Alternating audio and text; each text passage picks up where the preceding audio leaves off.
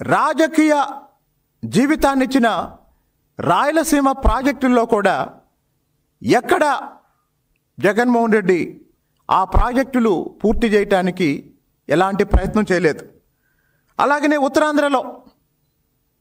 కాబట్టి మొత్తం మీద 5 సంవత్సరాల పరిపాలనలో నీటి పారుదలకు సంబంధించి రాయలసీమలో ఉన్న ప్రాజెక్టులు, ఉత్తరాంధ్రలో ఉన్న ప్రాజెక్టులు, అలాగనే అనేక ఇతర ప్రాజెక్టులు కూడా జగన్మోహన్ రెడ్డి గాలికి వదిలేశాడు. వాటితో పాటు ఇంకా 2-3 అరాచకాలు కూడా మీ దృష్టికి తీసుకొస్తాను. కుప్పానికి నీళ్ళు ఇస్తున్నానని చెప్పి హంద్రీనీవా పనులు పూర్తి కాకముందే ఒక సినిమా సెట్టింగ్ వేసి నీళ్ళు ఇచ్చినట్టు నమ్మించాడు. అలాగే వెలిగొండ ప్రాజెక్ట్ని పూర్తి కాకుండానే జాతికి అంకితం చేశాడు.